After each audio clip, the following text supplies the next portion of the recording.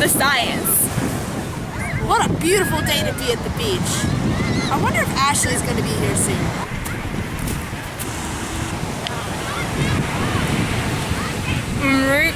I'm ready to go scuba diving. What? I'm in the proper attire. How do you plan on breathing? With my straw, duh. Are you getting confused with snorkeling? What's that? Isn't that scuba diving all the same thing? Okay, yeah, okay. Did you by any chance learn anything in Hans this past year? Yeah. Maybe not. Yeah, okay, if you think you're dressed in the proper attire, then what's that wetsuit made of? Well, actually it's made of neoprene. Well, you see, water's cold as it is. It's colder than our body temperature, in fact. And it gets colder as you go deeper, conducting body heat away from us 22 times faster than air would. See, you need to keep yourself warm so you can stay down longer and not be cold. I'm pretty sure you mean lacking heat. Again, there's no such thing as cold. Okay, yeah, whatever. Or so that you don't get hypothermia. One is the shorty, and one is the full. The shorty is also known as the spring suit because it exposes your legs and arms to the water. It's used in warmer tropical waters when you don't plan on going very deep. The other is the full, which is a very popular basic option that covers the majority of your body, including legs and arms, unlike the shorty would. Many also use hoods, gloves, and booties as well to completely cover up and stay comfortably warm. Not to mention, it also keeps you a little protected from contact with reefs and marine life. See, it keeps you warm in two ways. The first way is through conduction. The neoprene, which is an organic synthetic rubber material made out of polymers, traps a thin layer of water between the diver and the suit, where heat energy is transferred by direct contact with the diver's body heat. With the correct fit, it will continue to have this effect. The second way is through insulation. There are small air bubbles in the layer of neoprene which slows down heat loss of the water that gets trapped in the suit. That means the thicker it is, the better off you are. Unfortunately, wetsuits will eventually lose effectiveness, so if the water is extremely cold or if the dive is too long, opt to use a dry suit, which will accommodate these needs better. When choosing a wetsuit, keep in mind a few things. One, the thicker the wetsuit, which is measured in millimeters, the warmer you will be, especially in long, deep dives, where according to Boyle's law, the air bubbles will compress due to the increase in pressure. So, like, the tighter the warmer, right? Yes, Bernie, the tighter the warmer. This is because it effectively traps the water and does not allow for constant flow of it in, out, and around. But isn't it true that you also have to make sure it's not too tight because then the bubbles can become too stressed and not work? Or it can restrict movement and you can stop breathing. Yeah, totes true.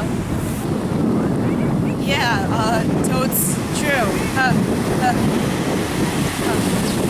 So, did you learn anything besides synthetic materials and polymers this year, or just that? Maybe. Or nah. I'm gonna have to go with the or nah. I think we should dominate the rest of this topic, Mahan style. Alright, class, this is what we're gonna be learning today. We're gonna dominate some scuba facts here, alright? Get excited, it's first period. I'm gonna go have my Starbucks, y'all read that. Okay, so now, the biggest concern in scuba diving is pressure. Air and water both have weight, therefore they both apply pressures on our body. When diving, the amount being exerted is the combined pressure of 1 atmosphere of air and the water, where 33 feet of salt water is equal to 1 atmosphere. This is called atmosphere's absolute pressure, or ATA for short.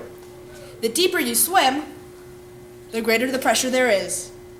Now, Sable, do you know what Boyle's law is? I taught it to you, so you should know it. You should know it.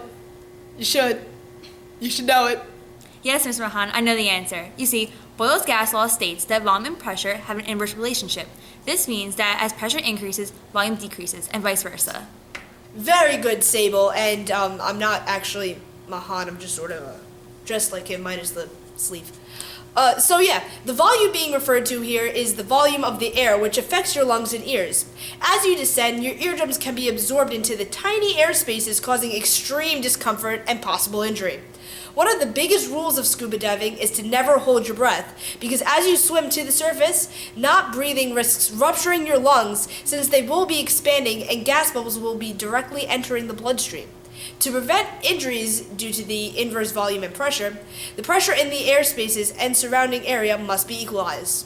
To do so, take your time, breathe normally, and breathe out through the nose to add air to the mask. So, as you know, it's difficult to breathe under a large amount of pressure. So what's the solution? Sable. Oh, use a pressurized breathing gas mixture. Right, but why do we do this? It's in my notes, I got this. Oh, right here. This is because the pressure inside the tank would be balanced with the pressure outside the tank. Your lungs do not have to work against the water pressure. According to partial pressure, the concentration of each gas will always remain the same no matter the depth. This calculation for each element is representative of its part in the entirety of the mixture. This means that the addition of every partial pressure is the measurement of the total pressure. Also, to calculate partial pressure as depth increases, just multiply the partial pressure from 1 ATA by however many ATAs there are. Very nice. Thank you! Very nice. Now, another aspect of scuba diving that includes a portion of science is Henry's law. The amount of any given gas that will dissolve in a liquid at a given temperature is the function of that partial pressure of that gas in contact with the liquid. Wait, does that mean that as pressure increases, our bodies will absorb more and more gas? Yeah. Specifically, it also means that the amount of gas dissolved in our blood is equal to the partial pressure of that gas in our lungs. It has to do with the strive and state of the equilibrium, and it must be taken into consideration when timing out deeper dives. Also, don't you need a certain balance of oxygen to survive and function? Like, for example, other potential problems that may occur at deep depths where there's too much oxygen because oxygen-free radicals are building up quicker than they can be eliminated from the cell. Yes. There are two potential problems. One, if the oxygen partial pressure is over 0.5 ATA for a longer period of time, one can suffer from pulmonary toxicity. It can harm cells in divers' lungs and can cause a burning irritation in the lungs and affect your breathing. But overall, not a big issue for divers for the most part. Then, problem number 2. Once it gets to 1.2 to a 1.4 ATA, the central nervous system, aka the CNS, oxygen toxicity may be evident through facial twitches, tunnel vision, uncontrolled convulsions, and unconsciousness. It can also harm cells in divers' central nervous system. Often this results in drowning, since they may have issues keeping the regulator in their mouth, like so. To avoid oxygen toxicity, you can stay within the depth limits. 2, maintain buoyancy controls. 3, take air breaks. 4, track your total oxygen exposure. 5, keep carbon dioxide levels low. And 6, yes, avoid oxygen exciters. Nitrogen is also a major part of scuba diving. According to Henry's law, the greater the pressure, the more nitrogen will be absorbed into your tissues and blood and end up reaching your nervous system. Sable, hit me up with everything else you have on nitrogen in your notes. Hurry up, Sable. Okay, you found it. Good. I found it. Okay, so to add on to what you just said, this can lead to nitrogen narcosis, which is an effect that will result in bad judgment and responses. Basically, you act drunk. The more physical effect is decompression sickness, or also known as the bends. Here, small nitrogen bubbles can block blood flow to different parts of the body, potentially damaging tissues. This is due to the inability to eliminate nitrogen fast enough, resulting in it becoming trapped. The bends occurs when you stay down too long or come up too fast.